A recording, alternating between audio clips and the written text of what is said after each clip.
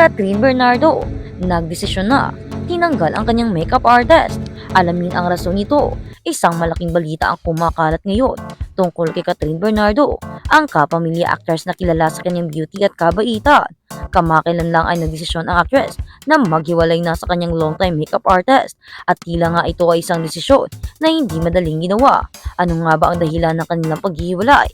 Sa isang interview, ibinahagi ni Katrina matapos ang ilang taong pagkakaroon ng isang makeup artist na tumulong sa kanyang mga projects at events. Nagdesisyon na siyang gumawa ng isang malaking hakbay.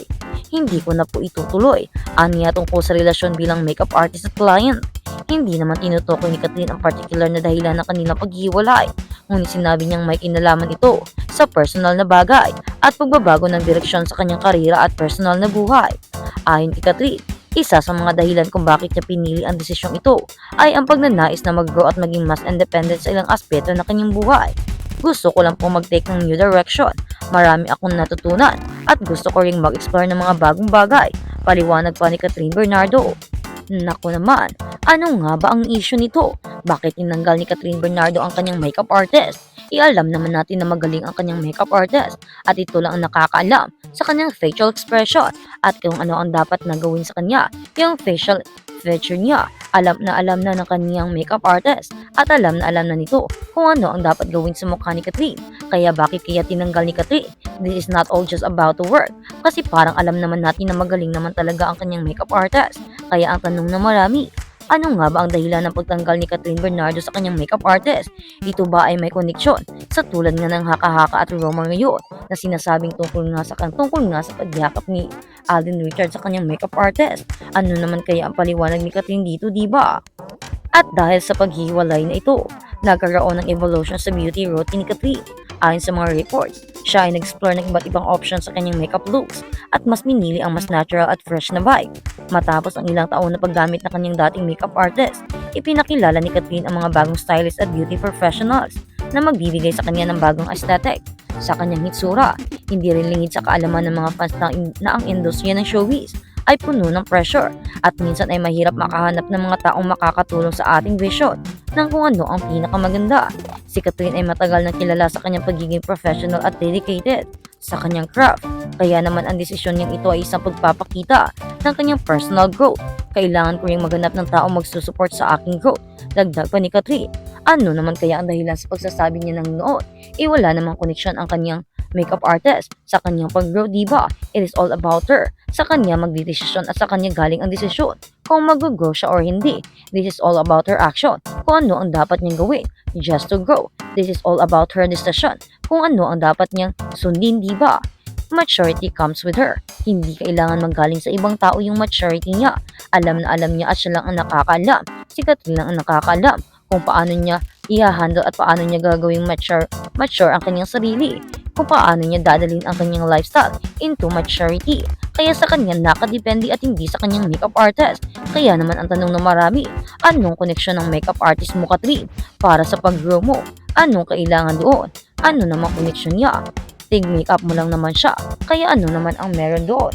She is just your makeup artist and not your whatsoever advisor, diba? Iyon ang comment ng isang fan.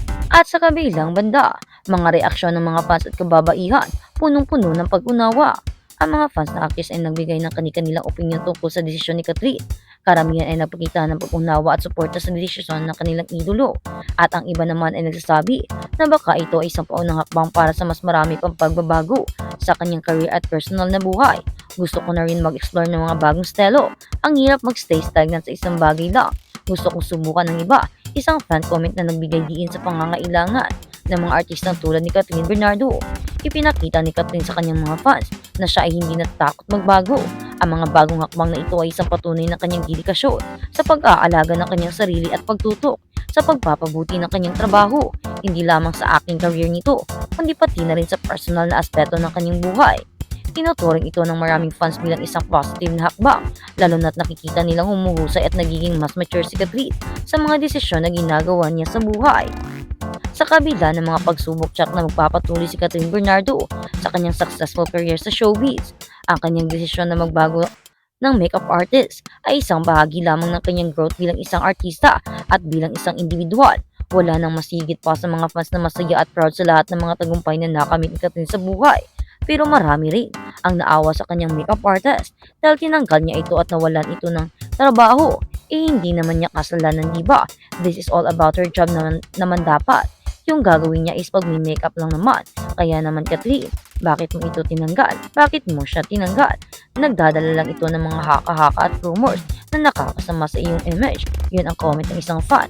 Comment naman ng isa, nakakaawa naman yung makeup artist, tinanggalan ng trabaho just for her to grow. Ano naman kaya ang dahilan?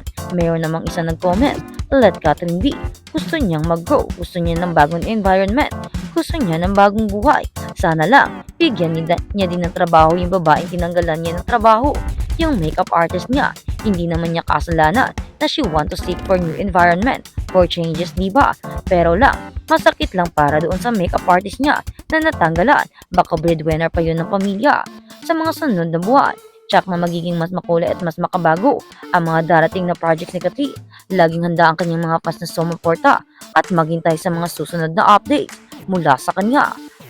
At sa kabilang balita, Catherine Bernardo tinanggal daw ang kanyang makeup artist dahil nagselos di umano si Catherine dahil niyakap ito ni Aldin. Totoo kaya ang haka-haka na kaya tinanggal ni Catherine Bernardo ang kanyang makeup artist ay dahil nagselos daw di umano ito sa kanyang makeup artist na siyang nakita niyang niyayakap ni Alden Richard.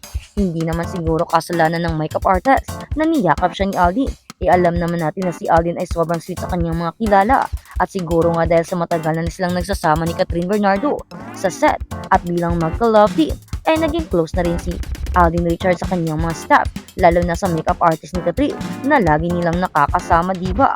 Kaya naman, hindi naman siguro kasalanan kung yakapin ni Alden Richard ang babae at hindi rin kasalanan ng makeup artist na niyakap siya. Kaya walang katarungan ang pagtatanggal sa kanya sa trabaho dahil lang doon. It is Alden's decision to hug the girl and it is not about the girl. It is not the girl who insists to hug, diba? Kaya naman, sigaw ng marami. Dapat nilagyan ng pangunawan ni Catherine ang kanyang sarili. Mas nilawakan niya sana dahil alam na alam naman niya na sobrang sweet si Alden.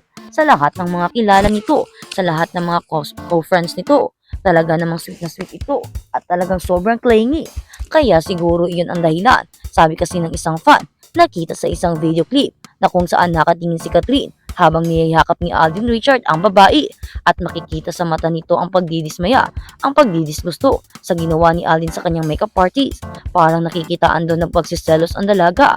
Yun ang comment ng isang fan sa kanyang post. Marami naman ang nagsasabi, baka tiningnan lang ni Catherine at wala namang mali siya yung ganoon at baka gusto lang talaga niya ng bagong environment at bagong changes. Kaya ganoon ang nangyari, tinanggal niya ang kanyang